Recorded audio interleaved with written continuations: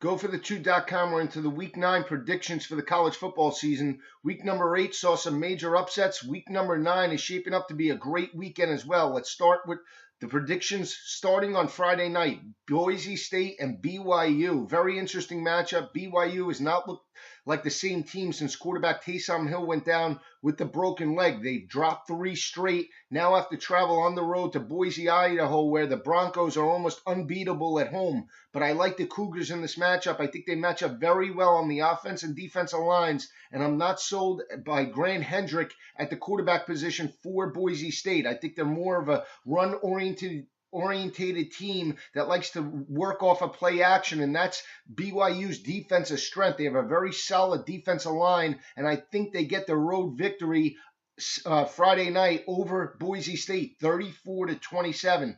Let's talk about Saturday, Wisconsin, Maryland. Maryland coming off a very impressive victory over Iowa at home, where they trailed early in that ball game, 14-0. C.J. Brown and the offense did come back to get the victory, 38-31. They now have to go on the road to Madison, Wisconsin, to play Melvin Gordon and a very physical Wisconsin offensive line. I know the quarterbacks Tanner McAvoy and Joel Stabby not putting up productive numbers in the passing game, but it's more of the defense for Maryland. They're giving up 198 rushing yards per game. They're going to be facing a very physical offensive line in Wisconsin. I think Melvin Gordon has a big day, and I think Wisconsin dominates at home 45-21 over Maryland on Saturday. Let's talk about one of the big matchups, Ole Miss LSU. Very interesting matchup when you look at what Ole Miss was able to do last week at home against Tennessee. They held the Volunteers to 191 total yards, sacked Justin Worley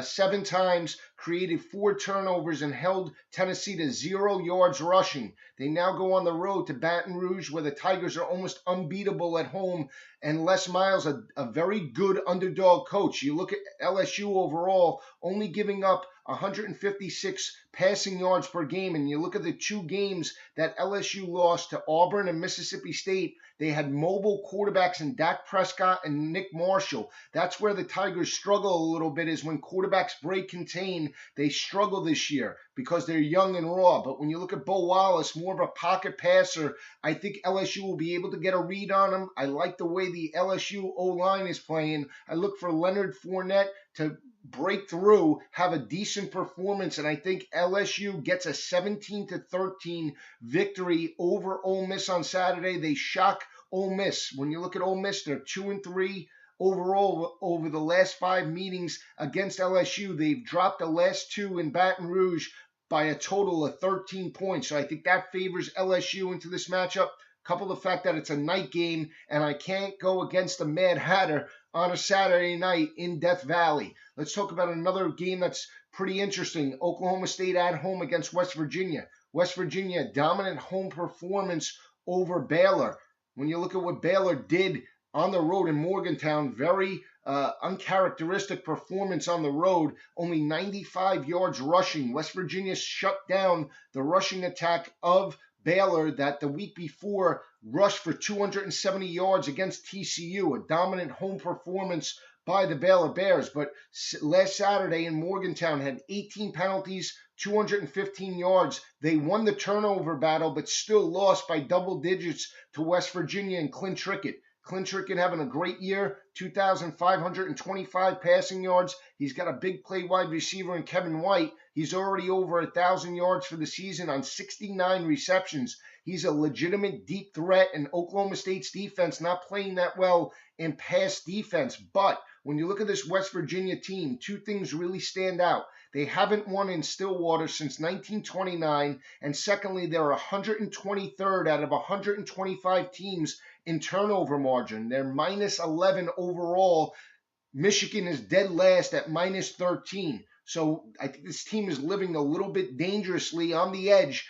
To win on the road, you need to win the special teams battle. You also need to win the turnover battle. This is something that West Virginia is not doing, and I look for Dax Garman, Desmond Rowland to step up and have big games against the West Virginia Mountaineers and get the victory at home, calling for a high-scoring game, 45-38 for Oklahoma State. Last game, very interesting. Alabama travels to Knoxville to take on the Volunteers. When you look at Alabama last week, 602 total yards of offense, 304 passing, 298 rushing, and they shut down Texas A&M and Kenny Hill, only 172 total yards. They won the turnover battle for the second consecutive week. They're still at a -2 as they enter this game against Tennessee and Knoxville. But Lane Kiffin returns to Knoxville. He was the former head coach. He's now the offensive coordinator at Alabama. Look for this fan base of Tennessee to be up and into this game. When you look at Alabama overall, have not played well on the road this season. When you look at their 3 road or neutral field games, opening week against West Virginia, they won by 10, but did not look dominant. Then they lost on the road to Ole Miss and Bo Wallace in Oxford, and followed that up with a lackluster performance where they won 14-13 in Fayetteville over Arkansas, but not a dominant effort by any way, shape, or form. This is a rivalry game, and expect Butch Jones to have this team up. If Tennessee is able to win one game the rest of the season, it is this game right here. I expect Tennessee to be in the game from start to finish. I expect them to pull out all the stops. They need to win this ball game. Butch Jones understands the rivalry. He understands what Lane Kiffin means to the Tennessee fan base. I think they push Alabama to the limit, but in the end, Bama picks up a 3-point victory, 30-27 over the Tennessee Volunteers. It should be a great weekend of college football. Can't wait to break it down. Stay with me all season long on GoForThe2.com and the Weekly Blitz. College football is the best. I just love talking about it.